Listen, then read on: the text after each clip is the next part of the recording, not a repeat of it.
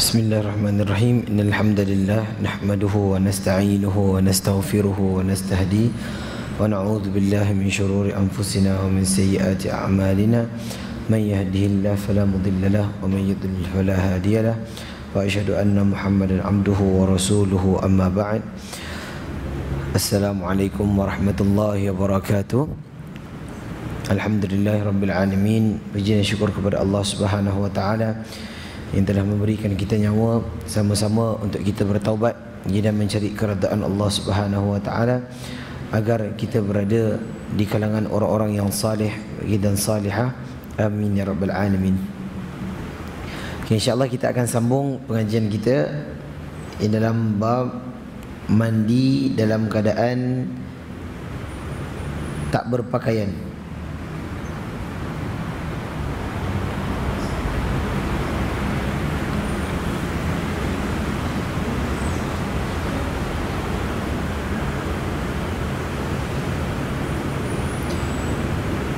Kita tengok 4, 5,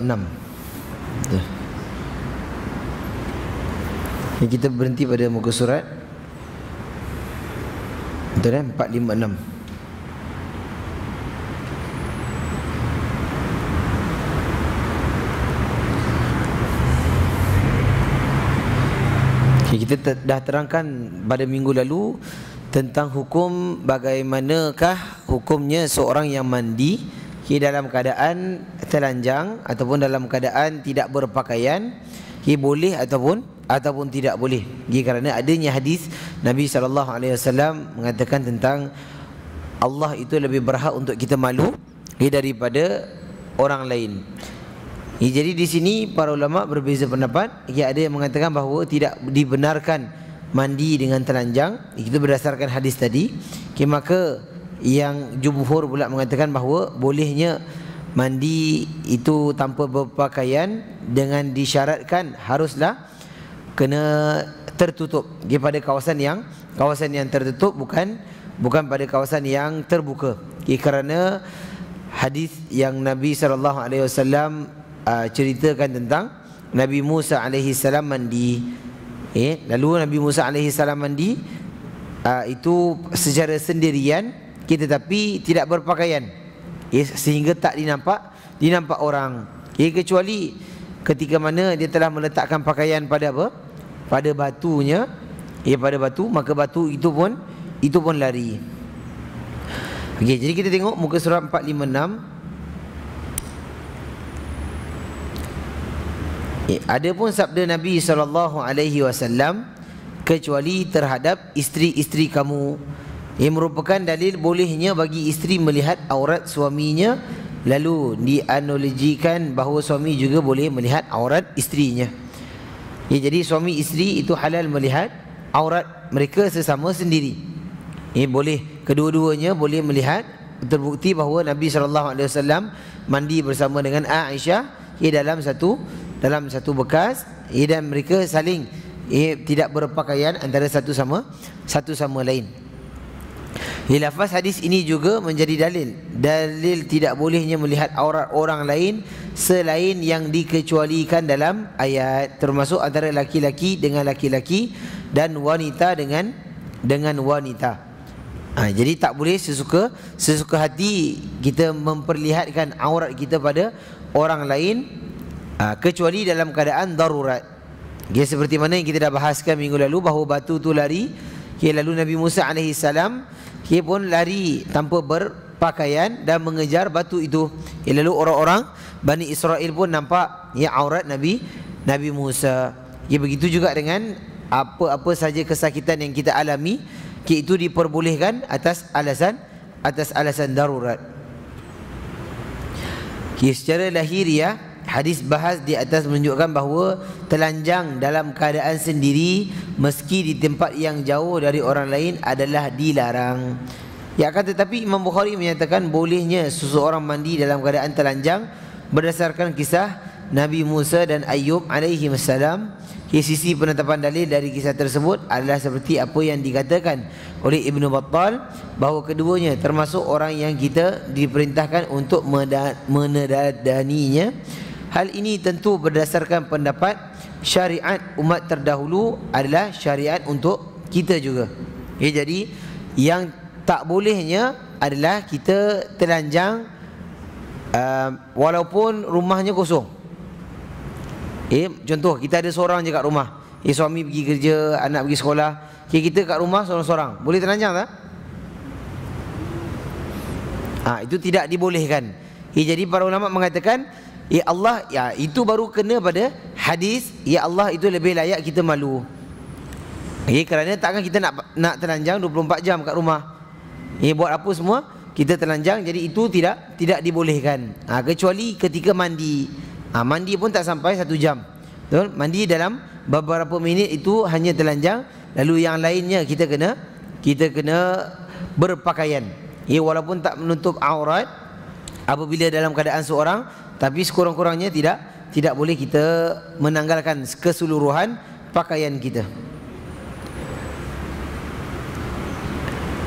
Sisi penetapan dalil dari kisah tersebut adalah seperti apa yang dikatakan oleh Ibn Battal, bahawa keduanya termasuk orang yang kita diperintahkan untuk meneladaninya. Hal ini tentu berdasarkan pendapat syariat umat terdahulu adalah syariat untuk kita juga.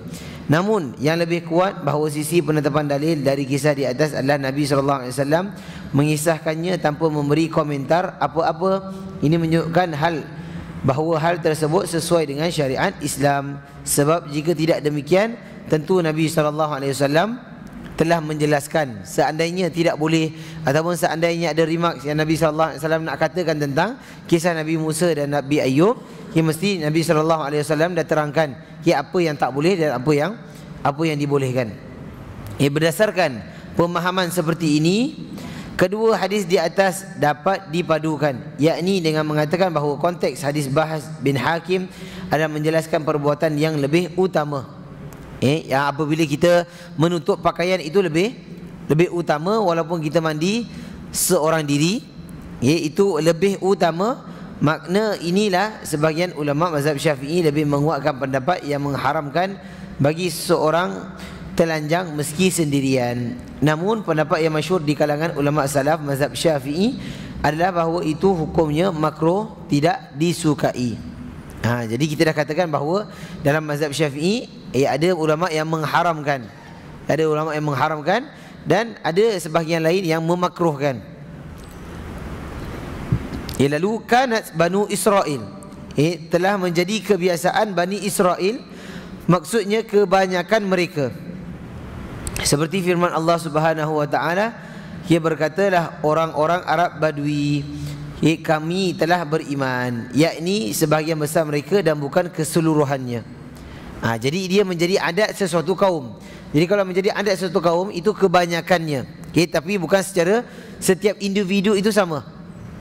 Macam kita orang Melayu, orang kita suka makan durian, betul? Tapi itu umumnya, tak semua orang yang akan suka benda yang sama. Jadi kalau disebutkan kanat Banu Israel, itulah menjadi kebiasaan Bani Israel, itu tak bermaksud semua, tetapi itu adalah majoritinya. Yaqtasiluna uratan, mandi bersama-sama dalam keadaan telanjang. Jadi ini merupakan adat kebiasaan mereka.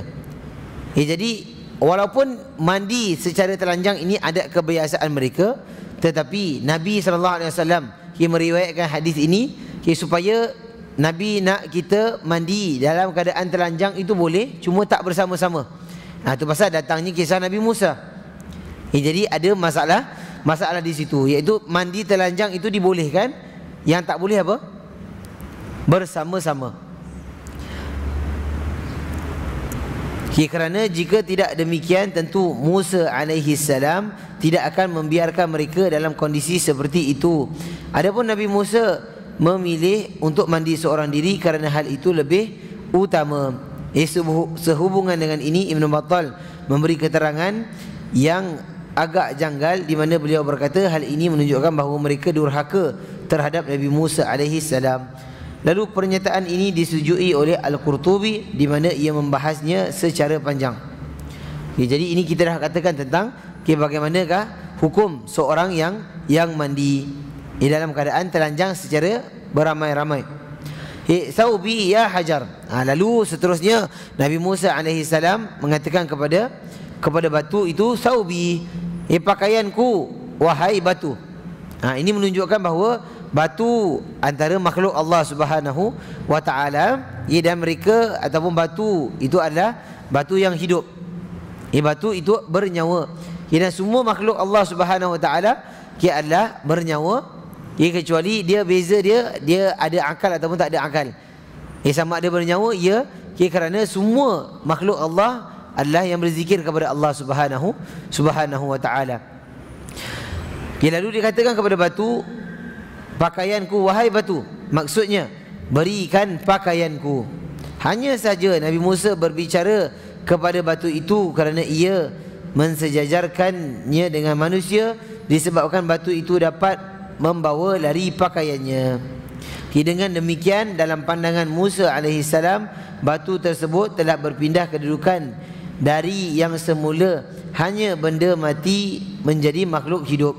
Maka beliau pun memanggilnya. Tak kala batu itu tidak juga mengembalikannya, maka beliau memukulnya. Ada juga yang mengatakan bisa jadi Musa memukulnya untuk memperlihatkan mukjizat. Itu antara mukjizat Nabi Musa, iaitu pukulannya ada di batu itu, dan mungkin juga ia melakukan berdasarkan wahyu. Jadi itu kita pukul batu. Jadi kalau hari ini kita jalan terlanggar batu, kita nak pukul apa? Nak pukul batu juga ke? Itu bukan pukul batu, itu pukul diri kita sendiri. Dan kita yang tak nampak.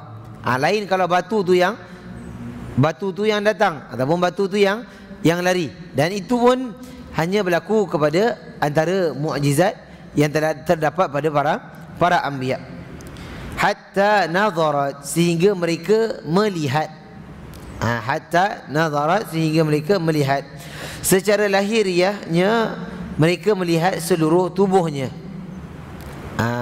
Dengan demikian, kejadian ini dapat dijadikan dalil bolehnya melihat aurat dalam keadaan darurat, misalnya untuk pengobatan dan sepertinya. Imam Ibnul Jauzi mengemukakan kemungkinan lain, iaitu bahawasanya Musa AS saat itu masih mengenakan sarung. Namun kerana kain tersebut basah, maka tergambarlah apa yang ada di baliknya. Ibnul Jauzi menganggap kemungkinan ini lebih baik, seraya mengatakan bahawa pandangan seperti itu telah beliau nukil dari para gurunya, namun pendapat ini perlu dianalisa kembali. Jadi walaupun ada pendapat yang cuba untuk bersangka baik dan sebagainya, tetapi selagi mana tak ada dalil yang sarih, selagi mana tak ada dalil yang jelas mengatakan ada penutup, maka kita biarkan dalil itu dalam keadaan umum. Kerana ini nak ceritakan tentang Nabi Musa, ada kain atau tak ada kain, itu siapa yang tahu? Allah wa rasuluhu a'lam. Allah dan Rasulnya yang tahu. Dan Rasul tahu pun sebab Allah yang ceritakan kepada Nabi SAW. Jadi hal-hal gaib sebegini haruslah kita kena dapatkan sesuatu dalil. Seperti mana juga dengan semua amalan-amalan yang kita buat pada seharian kita. Seandainya kita mengatakan bahawa amalan sedemikian Allah akan ganjarkan sedemikian dan sedemikian, itu tidak boleh direka-reka. Kerana yang memberi ganjaran itu Allah Subhanahu wa taala, dan yang memberi azab itu pun Allah. Jadi kalau Allah tak memberi ganjaran, maksudnya kalau kita yang memberikan satu ganjaran yang Allah tak tetapkan, maksudnya kita dah sama level dengan Allah Subhanahu wa taala. Jadi dalam hal-hal gaib yang harusnya kita kena datangkan sesuatu bukti, tanda itu adalah satu wahyu, bukan daripada akal kita sendiri. Fatafiqa bil hajar darban, dan Musa memukul batu tersebut. Demikianlah lafaz yang dikutip oleh kebanyakan perawi hadis ini. Sementara dalam riwayat Al-Kashmihani dan Al-Hamawi dikatakan fatafiqal hajar darban, maka batu pun dipukul. Pembahasan selanjutnya mengenai hadis ini akan dijelaskan pada cerita-cerita para nabi, pada Qisasul Anbiya. Jadi itu antara kekhususan ataupun mukjizat yang diberikan kepada Nabi Musa alaihi salam, Dan kalau kita tengok batu pun tak semua batu yang akan lari. Tak semua batu akan lari, kecuali yang telah Allah Subhanahu Wa Taala tetapkan. Itu hadis yang pertama tentang bolehnya kita mandi dalam keadaan telanjang, ataupun dalam keadaan tidak berpakaian. Berdasarkan hadis tadi. Lalu hadis yang kedua yang akan kita bawakan, hadis daripada Abu Hurairah radhiyallahu anhu. Daripada Abu Hurairah radhiyallahu anhu, anin Nabi sallallahu alaihi wasallam qaal, baina ayyubu yaghtasil uryanan. Ada lain uryanan kat situ. Itu adalah dalam keadaan telanjang. Fa kharra alaihi jaradun min dhahab faja'ala ayyubu yahtasi fi thawbihi fanadahu rabbuhu ya ayyub alam akun agnaituka amma tara qala bala wa izzatika walakin la ghina bi an barakatika. Wa rawahu Ibrahim an Musa bin Uqbah an Safwan bin Sulaim an Atha bin Yasar an Abi Hurairah an Nabi sallallahu alaihi wasallam qala baina ayyubu yaghtasilu uryanan. Kita tengok daripada Abu Hurairah radhiyallahu anhu, daripada Nabi sallallahu alaihi wasallam, beliau bersabda, ketika Nabi Ayub sedang mandi dalam keadaan telanjang. Jadi awal-awal lagi Ayub dah katakan bahawa Nabi SAW katakan Ayub mandi dalam keadaan telanjang. Jadi apa yang berlaku, tiba-tiba di hadapannya jatuh seekor belalang dari emas. Ini belalang yang khusus yang dibuat daripada emas, itu jatuh di depan Ayub, Nabi Ayub alaihissalam. Maka beliau memungut dan menaruhnya di pakaiannya. Maksudnya dia ambil dan dia simpan dalam pakaiannya. Lalu ditegur. Saat itu Tuhannya menyerunya. Jadi itu Allah Subhanahu Wa Taala, dia berkata dan bertanya kepadanya, wahai Ayub, bukankah aku telah menjadikanmu berkecukupan dan tidak butuh terhadap apa yang engkau lihat itu? Maksudnya dia tanya kepada Ayub. Siapa yang tanya ni? Allah Subhanahu Wa Taala. Dia tanya, wahai Ayub, bukankah engkau ni dalam keadaan dah serba cukup? Jadi apabila belalang yang dibuat daripada emas itu jatuh dan dia ambil, dia simpan kerana emas. Subhanallah, emas berharga tak? Emas berharga. Jadi emas kalau daripada belalang berat juga. Ia dah dibuat daripada emas. Jadi di situ Nabi Ayub ambil dan dimasukkan dalam baju. Tetapi itu walaupun Nabi Ayub alaihissalam itu orang yang Allah dah cukupkan padanya rezeki-rezekinya, tetapi tengok apa jawapan daripada Nabi Ayub. Ayub pun berkata, benar demi keagunganmu, tetapi tidak ada bagiku perasaan untuk tidak butuh kepada keberkatanmu. Jadi benar bahawa seandainya harta itu boleh membawa kepada keberkatan ataupun boleh membawa kepada ketakwaan kita kepada Allah Subhanahu Wa Taala, jadi tidak menjadi satu kesalahan untuk kita mengumpul harta tersebut. Hanya sahaja yang menjadi kesalahan seandainya makin banyak kita kumpul harta, makin tak taatnya kita kepada Allah Subhanahu Wa Taala. Jadi kerana itu boleh menjadi seorang yang kaya, dengan kayanya dia akan bertakwa kepada Allah. Seperti mana Nabi sallallahu alaihi wasallam bersabda, Nabi sallallahu alaihi wasallam mengatakan bahawa la hasad illa fi ithnatain. Tak bolehnya kita berhasad kepada orang lain kecuali pada dua keadaan. Pada dua keadaan. Salah satunya apa? Orang yang baca Al-Quran. Yang lagi satu adalah orang yang kaya yang menginfakkan uangnya ke jalan Allah Subhanahu Wa Taala siang dan malam. Jadi untuk menjadikan diri kita ketakwaan, antaranya dengan bersedekah. Jadi itu antara perkara yang boleh kita kumpul dengan tujuan untuk kita beramal soleh. Tetapi dalam masa yang sama, Nabi SAW mencela dunia. Allah Subhanahu Wa Taala berfirman dalam Quran, wa mal hayatud dunya illa mata'ul ghurur. Dan bukanlah kehidupan dunia ini kecuali satu kehidupan yang tipu daya. Begitu juga Nabi SAW mengatakan apa? Ad-dunya sijnul mu'min wa jannatil kafir. Dunia itu penjara bagi orang-orang mukmin. Kalau pernah masuk penjara tak? Alhamdulillah, mudah-mudahan tak tak, kalau tak pernah masuk penjara, itu kalau kita tengok dalam penjara, adakah kita nak hidup selama-lamanya kat dalam tu? Tidak, mesti kita nak keluar. Tapi Nabi SAW umpamakan dunia ini penjara bagi orang-orang mukmin. Kerana itu hanya sementara sahaja. Dan opposite dia adalah syurga bagi orang kafir. Bila kita sebutkan tentang syurga, syurga itu maksudnya tempat yang paling dinikmati, yang paling disukai. Kerana itu orang kafir apabila buat maksiat, dia mengatakan apa? Tak apalah, kehidupan hanya sekali. Kehidupan hanya sekali, tak ada dua kali. Jadi itu, kerana itu mereka buat apa yang mereka nak. Nak berzina, ya berzina. Nak minum arak, ya minum arak. Nak berjudi, ya berjudi. Nak membunuh, ya membunuh. Mereka boleh buat apa saja. Tapi orang Islam, Allah Azza wa Jalla turunkan syariat-syariatnya. Kena solat, kena buat itu, kena buat ini. Kerana apa? Kerana adanya kehidupan selepas dunia. Dan Allah nak kita di dunia ini adalah dengan penuh ketaatan kepada Allah Subhanahu wa taala. Sedangkan Nabi SAW comparekan dunia itu lebih buruk ataupun lebih ringan daripada sayap nyamuk. Ingat tak hadis tu? Nabi SAW mengatakan bahawa dunia ini kalau harganya ataupun beratnya itu seperti sayap nyamuk. Kita ambil sayap nyamuk, lalu kita timbang. Berat tak? Pernah bunuh nyamuk? Pernah timbang lepas tu? Tak pernah.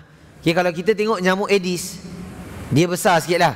Kalau kita bunuh, kita pegang dia tu rasa lah jugalah, walaupun ujung-ujung jari je. Tapi kita ambil, bukan ambil nyamuk dia, kita ambil sayap dia je. Ambil sayap dia, kita letak dekat timbang emas. Kalau kat timbang emas dia, kalau 0.001 pun dia akan kira. Tak? Cuba buat eksperimen. Kena masuk lab ni.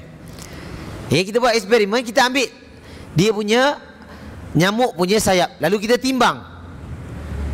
Lalu apa Nabi SAW katakan? Seandainya dunia ni, nikmat dunia ini seberat sayap nyamuk, yang memang kalau tak boleh timbang sekalipun, ada, walaupun ada seberat tu nikmat dunia yang betul-betul nikmat, Nabi katakan apa? Nescaya Allah tak akan memberi orang-orang kafir minum walaupun seteguk air. Nampak tak? Faham tak hadis ni? Tak faham? Apa kena mengenai nyamuk dengan minum? Maksudnya dunia ini adalah sementara, dan dunia ini tak ada faedah yang lebih besar daripada akhirat. Lalu kalau kita rebut dunia, kerana itu kita tengok orang-orang kafir adalah antara orang-orang yang paling kaya. Kerana memang hakikatnya dunia ini tak bermakna di sisi Allah Subhanahu wa taala. Kerana itu mereka nak apa yang mereka boleh dapatkan. Itu tak menjadi masalah. Lalu untuk kita menjadikan dunia kita segala-galanya, dan kita meninggalkan salat kerana dunia kita. Ramai tak orang yang begitu? Ramai orang yang kerja, tapi tak salat. Kerana apa? Kerana kalau kau salat boleh, tapi potong gaji. Lalu dia fikir untuk dia nak bekerja dan dia tolak agama Allah Subhanahu wa taala.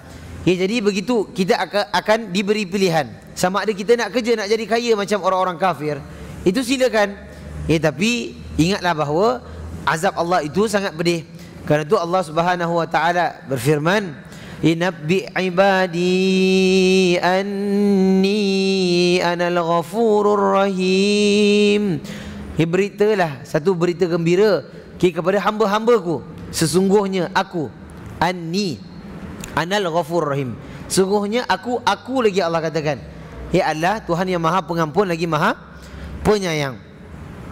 Jadi Allah Maha Pengampun, tapi dalam masa yang sama Allah sambung ayat lepas tu, wa anna azabi huwal azabul alim. Dan sesungguhnya azabku adalah azab yang sangat pedih. Jadi kita diberi pilihan. Seandainya kita nak memilih jalan Allah ataupun nak memilih dunia, tetapi seandainya kita bertakwa kepada Allah, kalau orang tak bagi kita kerja, kalau orang tak bagi kita solat dan sebagainya, kita ambil pilihan untuk cari rezeki yang lebih mudah untuk Allah. Allah berikan jalan untuk kita beribadah kepada Allah, dan mudah-mudahan itulah yang Allah janjikan. Allah mengatakan, wa may yattaqillaha yaj'al lahu makhraja. Kita tak dapat yang itu, akan dapat benda yang lain. Itu pasal kita kena redha kepada Allah seperti mana para sahabat redha kepada Allah. Pasal Allah mengatakan radhiyallahu anhum wa radu an. Ya Allah meridai mereka dan mereka meridai Allah Subhanahu wa taala. Atas apa yang Allah berikan kepada mereka. Jadi itu tentang dunia. Dunia yang memang sifatnya sementara dan kita akan tinggalkan dunia sementara kita akan disoal di dalam kubur. Lalu Ayub pun berkata, benar demi keagunganmu, tetapi tidak ada bagiku perasaan untuk tidak butuh kepada berkatmu. Jadi itu antara fadilat daripada Allah yang boleh diberikan ataupun boleh dilakukan untuk bertakwa kepada Allah. Kenapa tidak? Jadi diriwayatkan pula oleh Ibrahim daripada Musa ibn Uqbah bin Sufyan bin Sulaim, daripada Atha' bin Yasar, daripada Abu Hurairah dari Nabi SAW. Beliau bersabda, ketika Ayub sedang mandi dalam keadaan telanjang. Jadi ini dalil yang kedua menunjukkan bahawa bolehnya kita mandi dalam keadaan telanjang. Dan itu Nabi Ayub alaihi salam yang lakukan sedemikian. Kerana Ibnu Hajar tadi mengatakan bahawa kerana Nabi tak komen apa-apa pun lepas tu, jadi ini dijadikan dalil atau hujah bahawa bolehnya kita mandi dalam keadaan telanjang dengan syarat tak dinampak orang. Kita tengok keterangan hadis. Ibnu Battal berkata, sisi penetapan dalil dari hadis Ayub adalah bahawa Allah Subhanahu wa taala menegurnya kerana ia mengambil belalang tersebut dan tidak menegurnya saat beliau mandi dalam keadaan telanjang. Kenyataan ini memberi keterangan bahawa mandi dalam keadaan telanjang tidaklah dilarang. Underline kat situ. Jadi kesimpulan daripada hadis ini adalah mandi dalam keadaan telanjang tidak ada dilarang. Pembahasan selanjutnya tentang hadis ini akan diterangkan pada cerita para nabi. Itu nanti kita bila sampai bab dalam kitab Sahih Bukhari, kita akan lalu dalam bab tentang kisah para nabi, tentang Nabi Musa, tentang Nabi Ayub, antara mukjizat-mukjizat yang telah Allah Subhanahu wa taala berikan kepada mereka. Jadi wallahu taala a'lam. Jadi hukum seperti mana kita katakan tadi, seperti mana Ibnu Hajar, kalau kita ditanya apakah hukum mandi telanjang dalam mazhab Syafi'i, kita jawab ada dua hukum. Satu, hukumnya adalah haram. Yang pertama, antara mazhab Syafi'i ada yang berpendapat bahawa ia adalah haram. Yang kedua, sekurang-kurangnya mereka mengatakan bahawa itu adalah makruh. Dan yang ketiga, hukumnya adalah mubah. Seperti mana yang telah Ibn Hajar Al-Asqalani terangkan. Dan daripada hadis yang Nabi SAW utarakan yang telah kita pelajari. Dan mudah-mudahan Allah Subhanahu wa taala menutup aib kita, selagi mana kita menutup aib orang.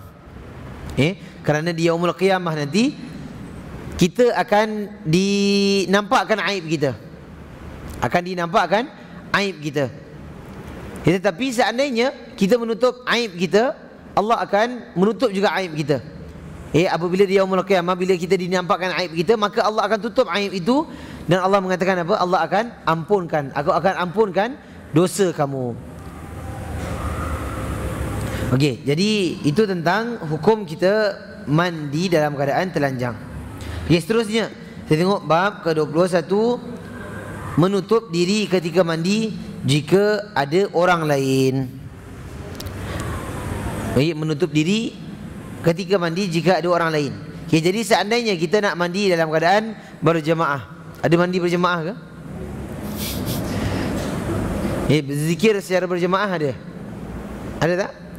Kalau mandi dalam berjemaah, tu rasanya tak payah buat lah. Tapi seandainya ada, seandainya kita nak mandi laut contohnya, ataupun nak mandi dekat swimming pool, lalu kita boleh mandi tapi dalam keadaan kita menutup aurat. Kita menutup aurat, kerana ini hadisnya, menutup diri ketika mandi jika ada orang lain. Boleh mandi tapi kena jaga aurat kita. Kita tengok hadisnya. Ummi Hani binti Abi Talib taqul zahabtu ila Rasulillah sallallahu alaihi wasallam amal fathi fawajadtuhu yaghtasilu wa Fatimatu tasturuhu faqala man hadhihi faqultu ana Ummu Hani. Daripada Ummu Hani binti Abi Talib. Jadi ini adalah adik-beradik kepada siapa? Binti Abi Talib. Adik-beradik kepada Ali bin Abi Talib. Kerana Ummu Hani yang pernah Nabi SAW nak melamarnya. Pernah Nabi SAW nak melamarnya. Aku pergi menemui Rasulullah SAW saat penaklukan kota Mekah. Jadi waktu Nabi SAW dah menakluk kota Mekah, lalu dia pun nak jumpa dengan Nabi. Dan dia masuk Islam. Waktu selepas dia masuk kota Mekah. Kerana itu Ummu Hani antara periwayat yang mengatakan bahawa Nabi SAW dia menakluki kota Mekah dan atasnya dia memakai serban warna hitam. Ini antara perawi yang meriwayatkan tentang pakaian Nabi ketika Nabi menakluk kota Mekah. Dan begitu juga dengan riwayat yang lain. Nabi SAW ketika menakluk kota Mekah, dia memakai topi besi. Topi besi ada riwayat yang ada juga memakai serban hitam. Jadi kerana apa Nabi SAW memakai topi besi? Kerana itu menunjukkan bahawa Nabi SAW mengambil sebab daripada terkena kecelakaan. Kalau topi besi kita pakai untuk apa? Untuk secure, untuk kita jaga diri kita daripada terkena apa-apa saja serangan. Jadi hatta itu seorang Nabi, seorang Nabi yang betul-betul Allah jaga dia, tetap pakai topi besi. Jadi kita pun begitu. Nak selamatkan diri kita, jadi kita kena belajar martial arts ke, ataupun kita nak kena pakai apa-apa pelindung, ataupun baju, ataupun kalau nak pergi perang kena pakai baju perang. Jangan pergi perang tapi tawakal. Tawakal, pakai singlet apik je. Pergi perang, bawa penyapu. Jadi itu tidak dibolehkan. Kerana Nabi SAW sendiri, seorang Rasul, itu mengambil sebabnya. Dan itu menunjukkan bahawa Nabi SAW itu tidak mempunyai ilmu kebal. Tak ada ilmu kebal. Kerana kalau Nabi SAW kebal, Nabi tak payah pakai topi. Kepala je dah kebal. Kita tengok kepala kita, kalau orang ketuk sakit tak? Sakit. Itu maksudnya tak ada ilmu kebal. Dan ilmu kebal itu adalah antara ilmu kesyirikan. Kerana bila kita minta ilmu kebal, dan ilmu kebal itu harus diminta daripada jin. Jin tu pun menipu kita. Dia menipu kita. At last kena tembak mati juga. Dia cuba nak buat amalan. Kalau kena tembak tak mati. Kalau dah mati juga kadang tak berguna.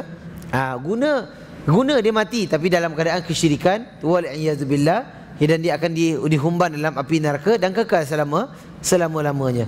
Jadi itu antara keburukan. Aku mendapatkan beliau sedang mandi sementara Fatimah menutupinya. Maka beliau bertanya, siapakah wanita ini?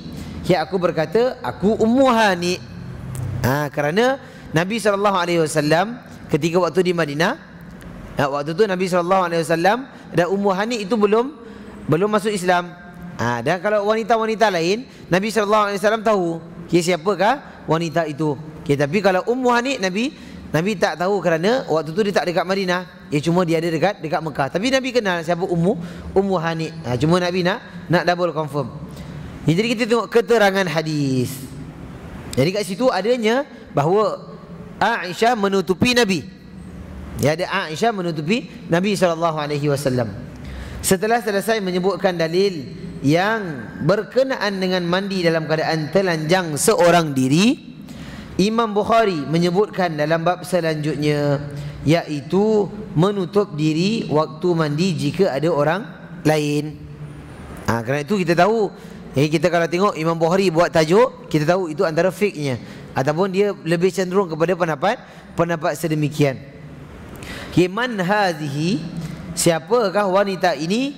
Apabila ditanya siapakah wanita ini, lafaz ini menunjukkan bahawa tirai yang menjadi pembatas itu cukup tebal. Adapun Nabi SAW mengetahui bahawa yang datang itu wanita, kerana tempat tersebut hanya boleh dimasuki laki-laki. Jadi ada satu tempat Nabi SAW ketika nak mandi, ada penghalang di situ. Dan waktu tu tempat tu biasanya akan dimasuki oleh orang lelaki. Tapi bila Nabi SAW nampak ada wanita, tu pasal Nabi kena tanya dulu, siapakah itu? Dan ini menunjukkan salah satu tanda bahawa Nabi SAW tidak mengetahui ilmu gaib. Hatta Nabi nak kena tanya siapakah ini. Bukan maksudnya Nabi. Itu adalah orang yang kasyaf. Betul? Kita berzikir 200,000 kali untuk dapatkan kasyaf.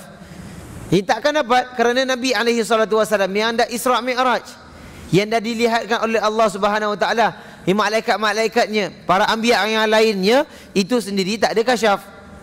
Jadi bagaimana kita lagi-lagi orang yang banyak dosa? Jadi kalau kita berzikir ataupun kita melakukan satu amalan untuk dapat kasyaf, itu salah. Kerana apa? Tujuan kita zikir bukan untuk dapatkan sesuatu, kecuali dapatkan rahmat daripada Allah Subhanahu Wa Taala. Dan itu bercanggah dengan fitrah Allah. Kerana yang tahu gaib itu hanya Allah Subhanahu Wa Taala.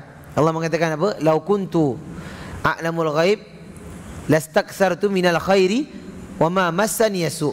Dan sungguhnya seandainya aku tahu perkara gaib, Nabi katakan, mesti aku akan buat baik je daripada kecil sampai ke besar.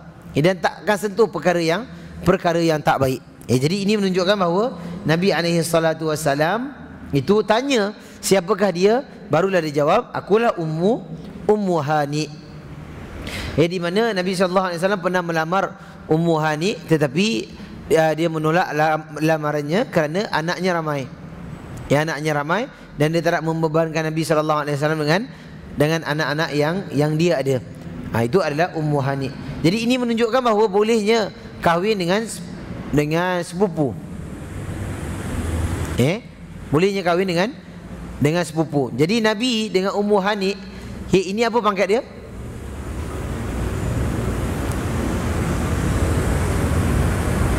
Pangkat dia sepupu lah. Kerana Ummu Hani binti Abu Talib. Abu Talib dengan bapa Nabi apa? Adik-beradik. Jadi itu boleh. Kerana itu kita tak boleh bersalaman ataupun kita tak boleh melihat ataupun membuat satu perkara yang normal dalam keadaan hadirnya seorang yang bernama sepupu yang boleh berkahwin dengannya. Kerana itu kita nak kena tahu apakah batasan-batasan kita antara kita dengan sepupu kita. Jadi pembahasan mengenai hal ini akan diterangkan pada bahagian akhir kitab jihad. Kenapa Imam Bukhari letak dalam kitab jihad? Kerana adanya disebutkan pembukaan kota Mekah. Kerana itu kita tengok, walaupun Imam Bukhari banyak mengulang hadis-hadis, tengok hadis yang mandi seperti begini, Imam Bukhari masukkan dalam kitab jihad. Kenapa? Kerana ada faedah yang lain daripada mandi. Mandi faedah, tu pasal dia masuk ke hadis ni. Dan pada jihad dia pun masuk bab mandi juga dalam bab jihad. Kerana adanya sebut penaklukan kota Mekah. Jadi kerana itu Imam Bukhari bukan dia ulang banyaknya hadis kerana dia tak ada hadis lain. Banyak sebenarnya hadis Imam Bukhari, cuma ada faedah-faedah yang lain yang dia nak terangkan di situ. Di mana Imam Bukhari kembali mengutip hadis ini secara lengkap. Lalu kita tengok hadis yang seterusnya. An Ibn Abbasin an Maimunah qalat satartun Nabi sallallahu alaihi wasallam wa huwa yaghtasilu minal janabah faghasala yadayhi thumma sabba bi yaminihi ala shimalihi faghasala farjahu wa ma asabahu thumma masaha bi yadihi 'anil ha'id awil ardi thumma tawadda'a wudu'ahu lis-salah غير رجليه ثم أفاض على جسده الماء ثم تنحى فغسل قدميه تابعه أبو عوانة وابن فضيل في الستر. Daripada diriwayatkan daripada Ibnu Abbas, daripada Maimunah. Ibnu Abbas daripada Maimunah, ia berkata, aku menutupi Nabi SAW ketika sedang mandi junub. Jadi ini menunjukkan dalil bahawa dia telah menutup diri Nabi SAW ketika berjunub. Jadi ini dalil bahawa Kalau ada orang lain, itu kena tutup. Itu kena tutup. Dan itu tadi yang mula Nabi SAW mandi dengan siapa? Dengan Aisyah. Betul? Sekarang Nabi mandi dengan siapa? Dengan Maimunah. Jadi mencuci aku menutupi Nabi SAW ketika sedang mandi junub. Beliau mencuci kedua tangannya, kemudian menuangkan air dengan tangan kanan ke tangan kiri, lalu mencuci kemaluannya dan apa-apa yang tertimpa kotoran. Kemudian beliau mengusapkan tangannya ke dinding atau lantai, lalu berwuduk seperti wuduk hendak salat, kecuali tidak membasuh kakinya. Ni kita dah lalu hadis ini sebelum ni.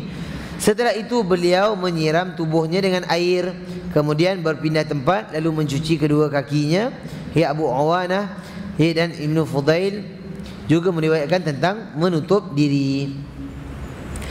Jadi taba'ahu Abu Awanah, maksudnya Abu Awanah juga menukil hadis ini daripada Al-A'mash melalui jalur periwayatan yang sama. Riwayat Abu Awanah ini telah disebutkan pada bab orang yang menuangkan air dengan tangan kanannya.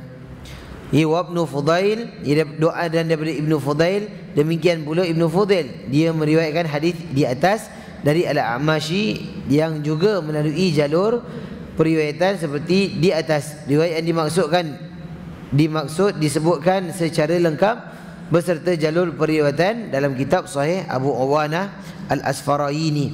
Seperti riwayat Abu Awanah Al-Basri, hadis di atas yang mencantumkan lafaz menutup diri telah diriwayatkan pula daripada jalur periwayatan Abu Hamzah yang dikutip oleh Imam Bukhari, serta dalam riwayat Zaidah yang dikutip oleh Ali Al-Ismaili. Adapun pembahasan mengenai hadis ini telah diterangkan pada permulaan bab mandi, wallahu taala a'lam. Jadi ini antara hadis yang telah kita lalu. Cuma syahid dia kat situ adalah dia punya kesimpulan yang kita boleh ambil adalah apabila hadirnya orang lain, haruslah kita menutup aurat kita. Yang menutup aurat kita supaya tak dinampak orang, kecuali kita terhadap isteri kita.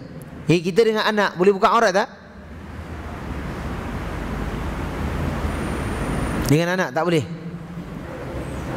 Jangan kita balik kerja, balik buka semua. Anak kat depan, apa tu pak? Jangan kita buka aurat, ataupun kita buka aurat depan anak-anak kita, kecuali tu pasal Nabi katakan isteri kita. Kecuali isteri kita. Jadi ini antara adab dalam kita menjaga aurat kita, supaya tak dinampaki orang, dan untuk kita lebih malu kepada Allah Subhanahu wa taala. Seterusnya kita tengok bab ke-22. Apabila wanita mimpi bersenggama. Apabila wanita mimpi bersenggama. Apa maksud bersenggama? Iaitu mimpi basah. Ataupun mimpi lah. Jadi ini sekali lagi Imam Bukhari menukilkan, ini adalah bab apabila wanita mimpi bersenggama. Maksudnya apa? Apa yang harus dilakukan oleh seorang wanita yang mimpi basah. Tu apa yang nak kena buat. Lalu ini hadisnya. Kita tengok diriwayatkan daripada Zainab. An Zainab binti Abi Salamah an Ummi Salamah ummul mu'minin annaha qalat ja'at Ummu Sulaim imra'atu Abi Talhah ila Rasulillah sallallahu alaihi wasallam faqalat ya Rasulullah inna Allah la yastahyi minal haqqi hal 'alal mar'ati min ghuslin idza hiya talamat faqala Rasulullah sallallahu alaihi wasallam na'am idza ra'atil ma'. Diriwayatkan daripada Zainab binti Abi Salamah daripada Ummu Salamah ummul mukminin, ia berkata telah datang Ummu Sulaim isteri Abu Talhah kepada Nabi sallallahu alaihi wasallam. Seraya berkata, jadi siapa yang tanya siapa ni? Yang tanya kat Nabi ni siapa? Ummul Mukminin. Siapa dia?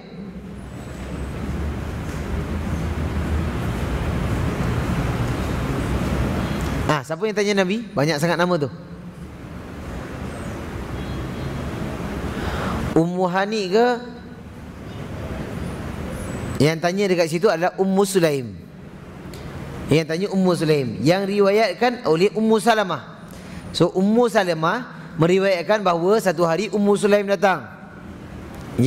Ummu Sulaim datang. Kenapa Ummu Sulaim yang tak riwayatkan? Kerana dia tak riwayatkan lah. Kerana dia yang bertanya. Lalu orang lain yang riwayatkan. Contohnya kita bertanya, tapi kita pun tak ingat, ataupun dia pun tak cakap, dia tak menceritakan tentang apa yang dia tanya.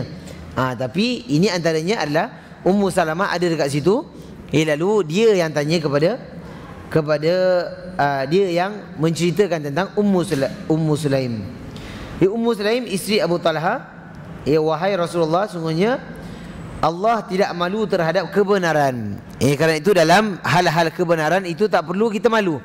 Nak tanya tentang air mani, apakah sifatnya? Yang itu kita dah bahaskan tentang hadis yang sebelum ni. Sampai Ali radhiyallahu anhu malu nak tanya, betul tak? Tentang apakah hukum air mazi. Kuntu rajulun mazzaan.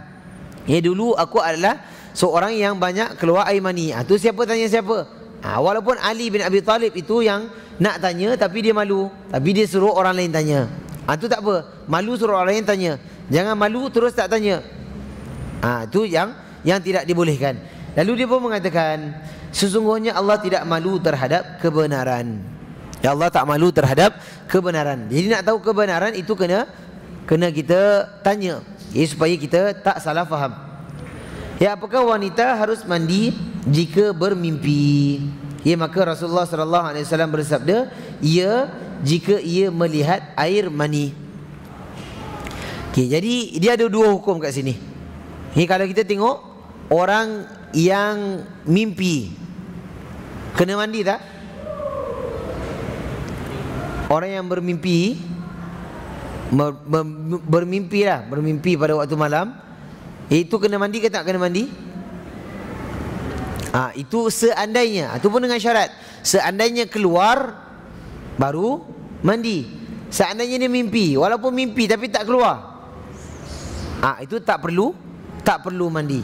Kerana bukan mimpi yang menentukan mandi ataupun tidak. Yang menentukannya apa? Keluarnya air. Ada pula orang yang keluar air tapi tak mimpi, ataupun dia terlupa nak mimpi, nak recall balik tak boleh.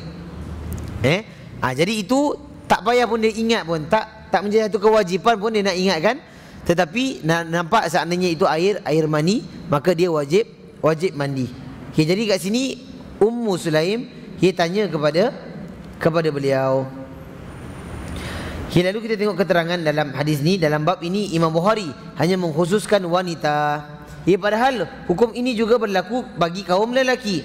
Hal itu dia lakukan untuk menyesuaikan dengan konteks pertanyaan yang ada dalam hadis, sekaligus menunjukkan bantahan terhadap mereka yang beranggapan bahawa hal seperti itu hanya dialami oleh orang laki-laki dan tidak dialami oleh orang wanita, sebagaimana dikutip oleh Ibnul Munzir. Kerana kenapa dia tak sebutkan lelaki? Pasal lelaki kalau keluar air dalam bermimpi itu normal. Faham tak? Semua orang akan hadapi benda tu. Cuma tengok daripada fiqhnya Imam Bukhari, dalam masa yang sama dia nak katakan bahawa siapa yang kata wanita itu tak bermimpi pun tak betul juga. Itu menunjukkan bukti bahawa Ummu Sulaim tanya tentang sedemikian.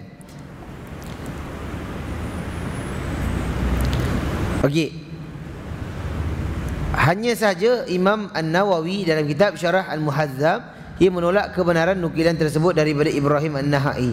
Akan tetapi Ibn Abi Shaybah telah menukil perkataan tersebut daripada Ibrahim An-Nakhai melalui jalur periwayatan yang akurat. An Zainab binti Abi Salamah, daripada Zainab binti Abu Salamah. Hadis ini telah disebutkan dalam bab malu dalam menuntut agama, menuntut ilmu. Ia melalui jalur periwayatan yang lain di mana disebutkan Zainab binti Ummi Salamah. Dengan demikian dalam bab tersebut dia dinisbahkan kepada ibunya, sedangkan di bab ini dinisbahkan kepada bapaknya. Ada satu riwayat daripada Ummu Salamah, ada daripada Abu Salamah. Jadi ada dua macam periwayatan. Sementara itu Imam Bukhari dan Imam Muslim telah menukil hadis ini melalui beberapa jalur periwayatan daripada Hisham bin Urwah daripada ayahnya daripada Zainab binti Abu Salamah. Lalu Imam Muslim meriwayatkan pula daripada Jarud Al-Zuhri daripada Urwah, tapi dikatakan dari Aisyah. Maka yang menjadi sumber dalam kisah ini antara Ummu Sulaim dan Aisyah. Jadi dia ada banyak riwayat tentang siapakah di atas.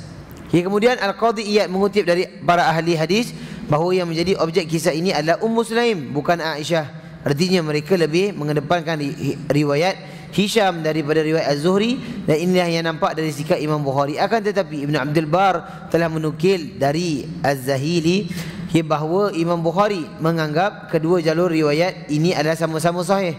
Sementara Abu Daud mengisyaratkan bahawa ia cenderung mengedepankan riwayat Az-Zuhri kerana Nafi' bin Abdullah yang menukil hadis itu dari Urwah dari Aisyah, di mana riwayat Nafi' yang juga dikutip oleh Imam Muslim. Di samping itu, Imam Muslim juga meriwayatkan hadis Anas dengan lafaz Ummu Sulaim datang menemui Rasulullah seraya bertanya, sementara Aisyah saat itu di dekat Rasulullah sallallahu alaihi wasallam. Lalu disebutkan hadis yang serupa dengan hadis di atas. Jadi ini antara pendapat para ulama tentang darajat hadis. Ada yang mengedepankan hadis Zuhri dan ada yang mengedepankan hadis Aisyah. Jadi ini, tapi seperti mana yang Imam Bukhari katakan, dua-dua adalah hadis yang sahih. Jadi tidak saling bercanggah. Jadi kalau kita tengok tentang Ummu Sulaim antara yang telah diriwayatkan oleh An-Nakhai. Akan tetapi yang lebih kuat adalah Anas tidak hadir saat peristiwa berlangsung. Ia hanya berpendapat mendapat berita itu dari ibunya. Jadi kat situ kita dapat faedah. Siapa Ummu Sulaim? Ibu kepada Anas. Jadi underline kat situ, tulis Ummu Sulaim, ibu kepada Anas. Indikasi ke arah ini dapat kita temukan dalam kitab Sahih Muslim daripada hadis Anas. Lalu Imam Ahmad meriwayatkan juga hadis seperti ini daripada Ibnu Umar.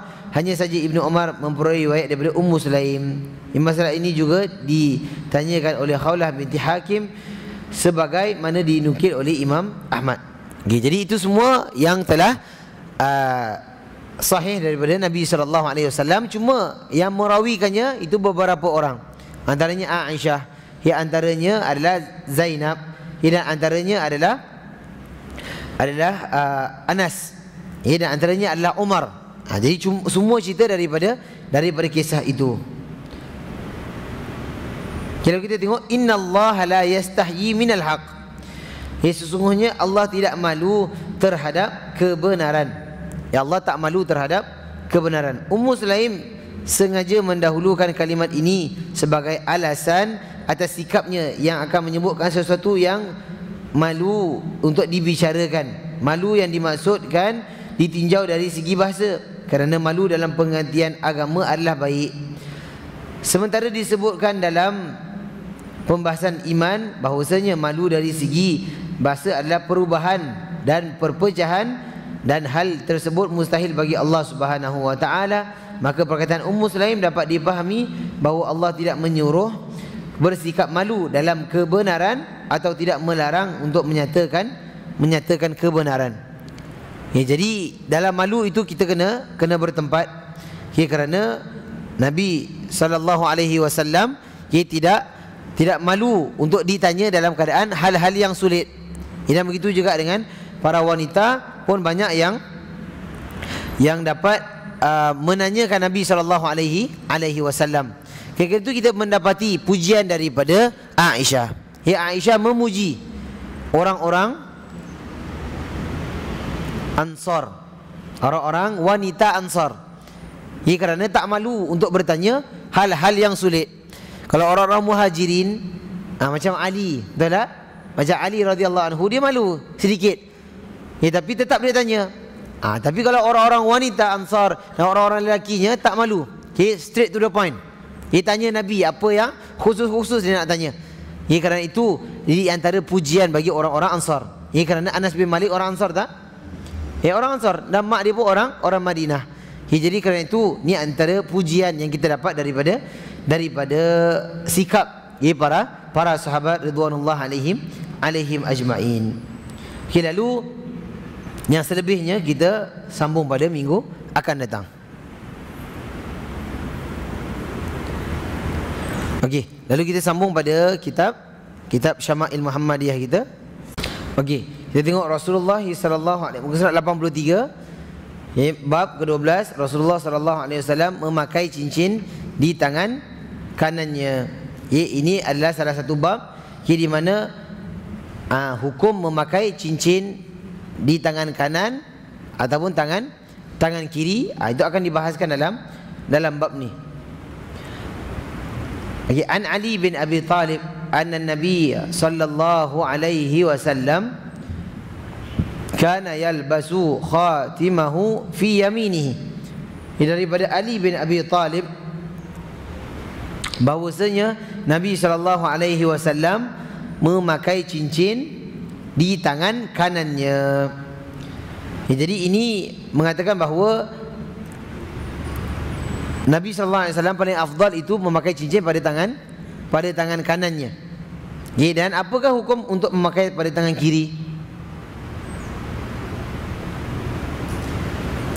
Boleh tak kita memakai cincin pada tangan kiri? Itu hukumnya dibolehkan.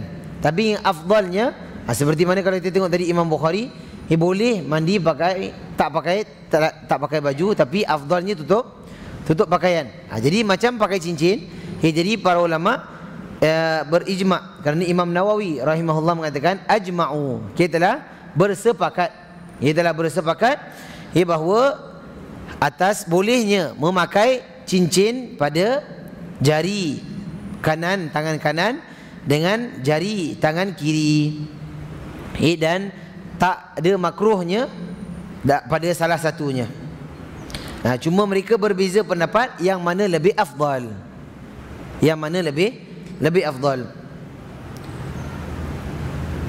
Dan kerana orang-orang para sahabat, nanti kita akan nampak hadisnya, ada yang pakai tangan kiri, tapi afdalnya dan banyaknya orang pakai tangan kanan.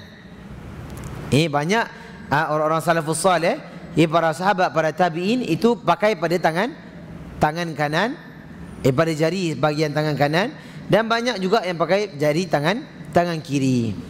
Jadi itu tak ada satu masalah. Cuma di bawah bab kerana Nabi sallallahu alaihi wasallam yuhibbut tayammun fi sya'nihi kulli. Dalam bab Nabi suka mendahulukan yang kanan dalam semua perkara. Jadi kat situ antara yang lebih afdal. Dan Imam Malik mengatakan bagus juga untuk memakai pada tangan kiri. Kalau kita tengok dalam mazhab Malik, kita mengatakan wastahabba, dan diharuskan juga untuk memakai tangan kiri. Maksudnya tak ada larangan. Wa karahul yamin wa fi mazhabina wajhan. Di dalam mazhab Hambali pula ada dua pendapat. Iaitu yang pertama, yang kanan itu lebih afdal. Kerana dia adalah salah satu perhiasan, dan perhiasan itu kita gunakan untuk bahagian kanan. Kerana itu kita mendahulukan segala-galanya pada kanan kita. Betul tak? Kita pakai slipper pun dengan tangan kanan pula. Pakai slipper dengan tangan. Kita pakai slipper dengan kaki kanan dulu, betul tak? Kita masuk masjid. Semua jadi afdalnya pakai di bahagian kanan. Okey, jadi itu tentang hukumnya, tak ada masalah. Pada jari apa-apa saja pada tangan kanan atau kiri. Cuma nanti ada detail. Ada detail untuk lelaki tak boleh pakai 2 jari ataupun 3 jari, yang akan disebutkan sebentar lagi. Jadi itu hadis pertama. Jadi kita tahu bahawa cincin adalah satu logam ataupun satu perhiasan yang berbentuk bulat yang dipakai pada jari. Itu kita panggil cincin. Yang ke hadis ke-78, an Hammad bin Salamah qala ra'aitu ibn Abi Rafi' yatakhattamu fi yaminihi wa qala fasa'altuhu an dhalik faqala ra'aitu Abdullah bin Ja'far yatakhattamu fi yaminihi wa qala Abdullah bin Ja'far kana Rasulullah sallallahu alaihi wasallam yatakhattamu fi yaminihi. Okay, jadi daripada Hammad bin Salamah, ia berkata, aku melihat Ibnu Abi Rafi', ya, aku melihat Ibnu Abi Rafi' memakai cincin di tangan kanannya. Ia pakai cincin pada tangan kanannya. Maka hal itu aku tanyakan kepadanya, dia pun menjawab. Maksudnya ditanya, kenapa kau pakai tangan kanan? Aku melihat Abdullah bin Ja'far, ia memakai cincin di tangan kanannya. Dan Abdullah bin Ja'far pun mengatakan bahawasanya Rasulullah SAW memakai cincin di tangan kanannya. Subhanallah, ini antara adab, penuhnya beradab para ulama-ulama hadis kita, iaitu bila ditanya, dia tak terus sandarkan kepada Rasulullah. Dia boleh jam terus kat Nabi, boleh ya? Boleh kalau nak lah. Ya, maksudnya boleh. Kan Nabi pakai begitu. Tapi kenapa dia pakai? Kerana fulan pakai. Dan apabila dia tanya pada fulan, kenapa fulan pakai? Barulah kerana Rasulullah SAW memakai cincin pada tangan kanannya. Dan kita dah terangkan sebelum ni bahawa itu adalah yang paling afdal.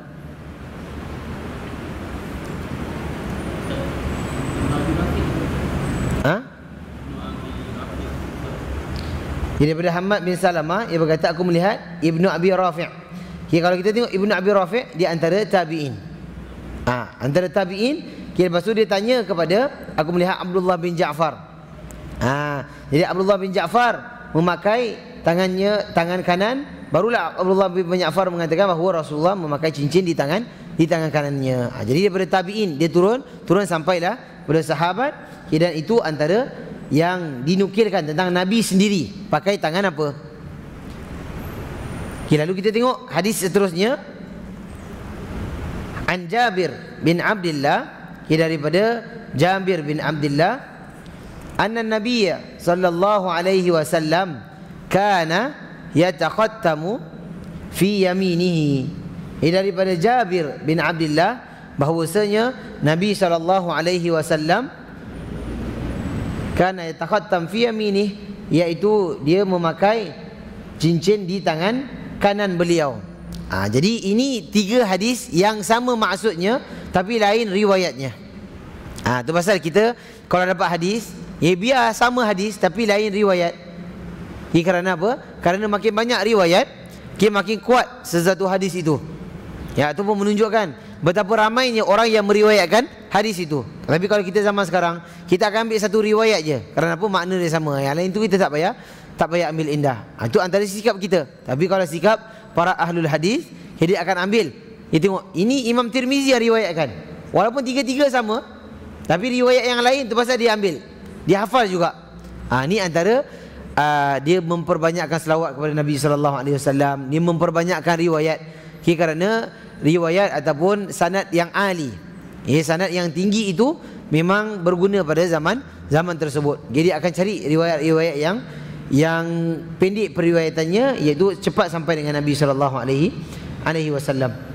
Lalu kita tengok sekali lagi nombor 80. Anis Salt bin Abdullah qala kana Ibnu Abbasin yatakhattamu fi yaminihi wala ikhaluhu illa qala kana Rasulullah sallallahu alaihi wasallam yatakhattamu fi yaminihi.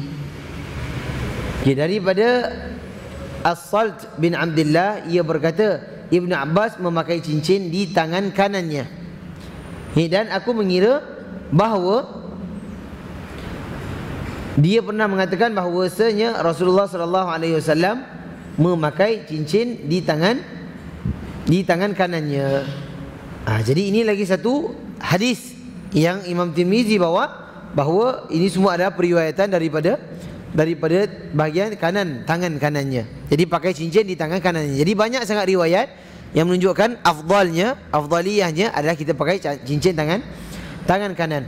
Kerana kalau nak pakai tangan kiri itu hukumnya apa tadi? Hukumnya dibolehkan saja, tapi afdalnya tangan kanan. Kerana kita nak mencuci najis kita dengan tangan kiri. Lalu terkena najis dan sebagainya, itu antara keburukan yang akan kita dapati apabila kita pakai tangan kiri. Seterusnya kita tengok juga hadis ke-81. An Ibnu Umar anna Nabiyya sallallahu alaihi wasallam ittakhadha khatiman min fiddah wa ja'ala fissahu mimma yali kaffahu wa naqasha fihi Muhammadun Rasulullah wa naha. Underline wa naha kat situ. Wa naha an yanqusha ahadun alaihi wa huwa alladhi saqata fi mu'aiqibin fi bi'ri Aris. Dalam sumur Aris. Daripada Ibnu Umar bahawasanya Nabi sallallahu alaihi wasallam memakai cincin yang terbuat daripada perak. Beliau menjadikan bahagian kepalanya cincin di telapak tangannya. Di sana diukir Muhammad Rasulullah. Beliau melarang seorang untuk mengukirkan seperti itu. Ini larangan untuk kita duplikat. Duplikat cincin Nabi SAW. Cincin itulah yang kemudian jatuh dari Mu'aiqib, iaitu di sumur Aris. Jadi kita tahu bahawa sumur Aris, iaitu cincin Nabi SAW, jatuh pada tangan siapa? Jatuh pada tangan yang telah dipas. Kita dah cerita minggu lalu tentang bagaimana cincin itu dijatuh pada tempat tersebut.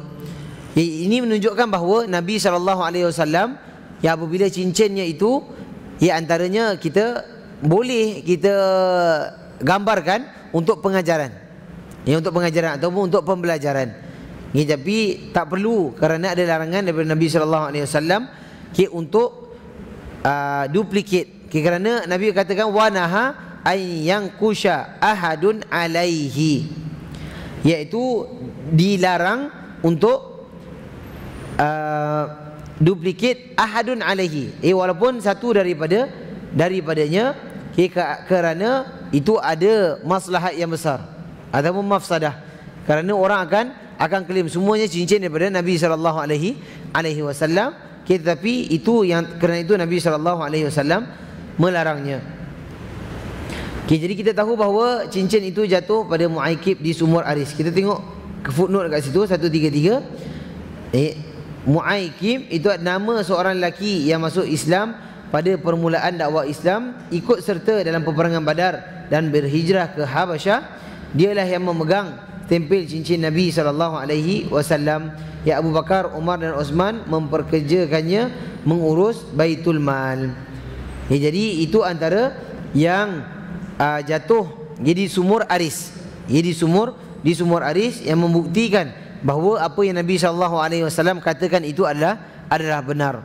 Ya, adalah benar. Selepas jatuhnya itu di sumur Aris, maka tersebarlah fitnah yang begitu berleluasa, yang menyebabkan manusia dan kaum muslimin banyak berpecah belah dalam masalah tersebut.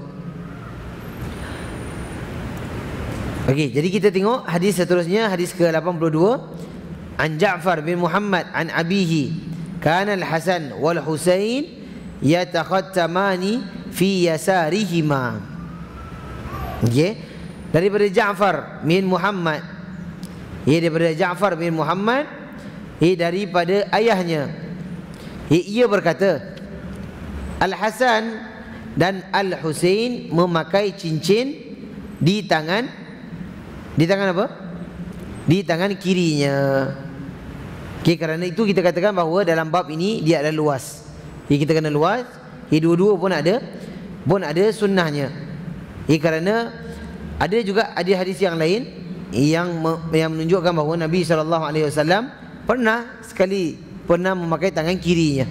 Jadi ada yang kanan, ada yang kiri. Itu pasal para ulama mengatakan yang kanan pun boleh, yang kiri pun boleh, dan tak menjadi satu masalah. Kerana itu hadis yang telah diriwayatkan oleh Hasan dengan Husain. Hasan dan Husain sendiri pakai dengan tangan kiri mereka. Jadi yang tak bolehnya apa? Yang tak bolehnya adalah kita memakai jari yang tak boleh kita pakai, iaitu jari telunjuk dengan jari hantu. Itu untuk lelaki itu tak dibolehkan. Sama ada untuk wanita semua itu dibolehkan. Kerana itu para ulama memberikan suatu kesimpulan bahawa itu adanya larangan daripada Nabi sallallahu alaihi wasallam. Kerana Nabi sallallahu alaihi wasallam mengatakan, janganlah kamu pakai cincin. Nabi sallallahu alaihi wasallam tunjuk pada dua jari ini. Pada dua jari, iaitu tapi khas untuk lelaki. Sama ada wanita, memang itu adalah perhiasan bagi wanita, itu dibolehkan. Daripada kita tengok hadis seterusnya, An Anas bin Malik annahu sallallahu alaihi wasallam kana yatakhattamu fi yaminihi. Ini daripada Anas bin Malik bahwasanya Nabi sallallahu alaihi wasallam memakai cincin di tangan kanannya. Wa an Ibnu Umar qala ittakhadha Rasulullah sallallahu alaihi wasallam khataman min dhahab fakana yalbasuhu fi yaminihi fattakhadha an-nasu khawatima min dhahab fatarahahu sallallahu alaihi wasallam wa qala la albasahu abadan fatarahan nasu khawatimahum. Daripada Ibnu Umar, ia berkata Rasulullah sallallahu alaihi wasallam memakai cincin yang terbuat daripada emas. Beliau memakainya di tangan kanan. Itu maksudnya apa? Nabi ada cincin emas. Ada pada asalnya. Itu pasal dalam hukum kita ada nasikh dengan mansukh. Betul tak? Ada yang dulunya diturun, lepas tu ada ayat baru diturun untuk memansuhkan yang lama. Jadi ini antara hukum yang dahulunya boleh. Itu Rasulullah memakai cincin yang terbuat daripada emas. Maksudnya memakai itu pernah pakai. Beliau memakainya di tangan kanan, maka orang-orang pun memakai cincin yang terbuat daripada emas.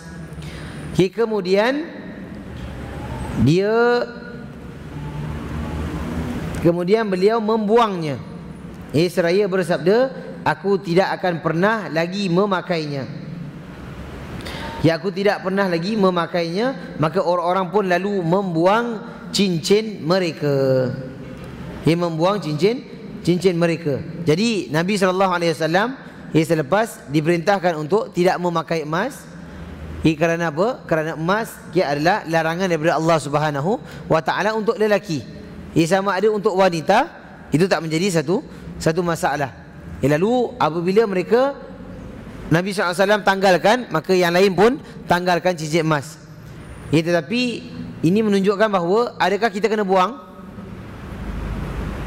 Tak kena buang. Cincin itu tetap jadi cincin. Yang tak bolehnya kita pakai. Sama ada kita ada, jadi kita tak payah buang. Jadi itu adalah harganya, ataupun itu adalah harta. Kerana itu adanya zakat emas. Betul tak? Zakat emas. Jadi kalau tak boleh pakai, tak bermaksud kena buang. Beza dengan arak. Arak kalau pernah dulu minum, lepas tu dah tak payah minum, boleh buat hiasan tak? Arak boleh buat hiasan tak? Tak boleh. Kerana apa? Kerana itu antara khaba'ith. Kerana itu ada benda yang haram dari segi hukumnya, tapi tak haram dari segi menyimpannya. Antaranya emas. Tapi ada haram dari segi hukumnya dan haram untuk kita menyimpannya. Seperti yang kita telah katakan. Kerana ini antara fadilat yang Allah Subhanahu Wa Taala berikan kepada orang-orang lelaki, iaitu kita tak pakainya sekarang ini. Tapi kita tengok ada juga orang yang pakai emas. Betul tak? Orang lelaki. Ini pakcik-pakcik yang ragat-ragat sikit ke, yang tak ragat pun ada, yang mungkin tak ada ilmu tentang tak boleh pakai emas. Ada tak yang orang tak tahu? Orang Islam ada tak tahu yang tak boleh pakai emas? Ada Mungkin ada. Mungkin ada. Jadi kalau dia tak tahu, apa hukum dia? Apa dia? Tak dosa kalau tak tahu. Terangkat pen kalau tak tahu. 3 perkara.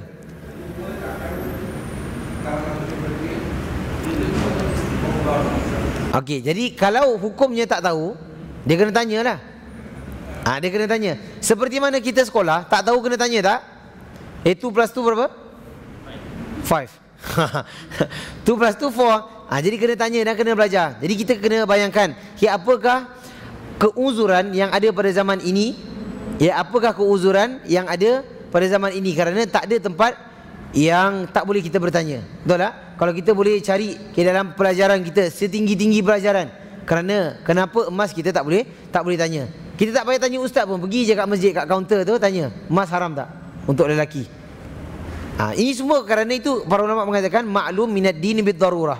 Ini adalah perkara-perkara yang maklum ataupun perkara yang dah diketahui umum ke dalam hal agama kita. Kerana itu banyaknya larangan-larangan daripada Nabi SAW tentang orang yang memakai, lelaki memakai emas. Tapi kita tengok apa pun ramai juga orang yang lelaki yang pakai rantai. Betul tak? Dia tak ada cincin, dia tak pakai. Dia ada pakai bangle yang apa ni, tempat tangan tu dengan rantai, kerana rantai dia tebal-tebal. Dan berbangga dengan sedemikian. Jadi itu salah satu muskilah ataupun masalah yang harus kita pelan-pelan dalam kita berdakwah kepada orang awam. Lagi-laginya orang-orang yang belum ada ilmu ataupun yang jahil dalam bab ini. Kerana itu Imam Nawawi mengatakan ajma'al muslimun, ia telah bersepakat kaum muslimin bahawa sunnah yang menjadikan jari itu pada jari manis. Jari manis sama ada untuk wanita itu boleh dibolehkan dalam semua jari. Apa saja jari yang dia nak, kecuali ada yang Nabi SAW melarang kita daripada memakai jari-jari yang tak dibolehkan. Jadi wallahu taala alam. Mudah-mudahan Allah Subhanahu wa taala memberikan kita kelapangan dada, dan mudah-mudahan Allah Subhanahu wa taala memberikan kita kecintaan kepada Nabi SAW. So kalau nak pakai cincin, lepas ni pakai jari apa? Jari kaki. Jari kanan. Jari kanan sebolehnya. Tapi seandainya nak pakai jari kiri, itu pun dibolehkan. Maksudnya mubah. Kerana ada hadis yang meriwayatkan, tapi hadis itu meskipun dhaif, tapi tak ada ancaman terhadapnya. Tak ada ancaman terhadap memakai pada bahagian kiri. Cuma kita dah katakan bahawa afdalnya pakai tangan kanan. Jadi lepas ni kita akan masuk kepada ciri-ciri pedang Rasulullah sallallahu alaihi wasallam. Kerana itu kita dah sebut tentang pedang Nabi ada berapa? Kita sebut, kalau sebut tentang pedang Nabi sallallahu alaihi wasallam itu ada 9. Pedang Nabi ada 9. Tulis kat tepi tu ciri-ciri pedang Rasulullah, tulis nombor 9, bracketkan dia.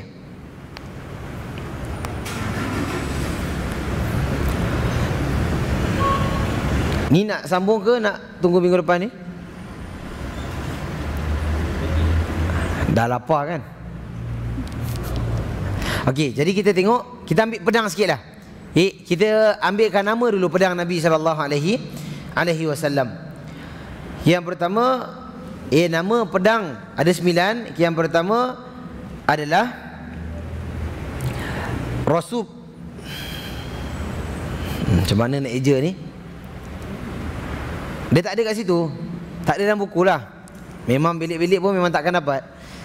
Yang pertama, nama pedang Nabi SAW adalah Rasub. Ra, sin, waw dengan ba.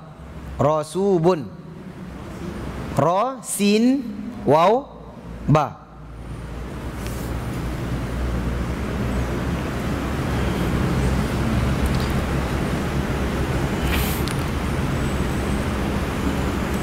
Okey, yang kedua, nama pedang Nabi SAW adalah Al-Mikhzamu. Alif lam mim kha zal dengan mim. Alif lam mim kha zal. Zal masuk mim. Al-Mikhzamu. Okey, yang lagi 7 kita sambung minggu depan. Kerana itu kita tengok Nabi ada baju besi, Nabi ada pedang. Pedang besi ke pedang plastik? Pedang mesti besi lah. Jadi ini semua antara cara-cara ataupun kita mengambil sebab untuk kita menang. Kalau Allah nak menangkan Nabi tanpa perang pun boleh. Tapi Nabi SAW disuruh untuk kita mengambil sebab untuk kita berjaya dan kita berjihad di jalan Allah Subhanahu Wa Taala dan menyediakan peralatan-peralatan yang lengkap untuk kita menghadapi peperangan-peperangan orang-orang yang memusuhi Allah Subhanahu Wa Taala dan Rasulnya. Wallahu taala a'lam. Dan mudah-mudahan kita jumpa pada minggu akan datang dan Allah Subhanahu Wa Taala akan memberkati kita atas usaha kita yang memakmurkan masjid Allah Subhanahu Wa Taala dan usaha kita dalam mempelajari dan menghayati hidup baginda alaihi salatu wasalam. Mudah-mudahan kita mendapat syafaat Nabi alaihi salatu wasalam yang akan diizinkan oleh Allah Subhanahu Wa Taala azza wa jalla fi ula. Dan insya-Allah kita tutup dengan tasbih kafarah. Subhanakallahumma wa bihamdika nashhadu an la ilaha illa anta nastaghfiruka wa natubu ilaik. Wabillahi taufiq wal hidayah. Wassalamu alaikum warahmatullahi wabarakatuh.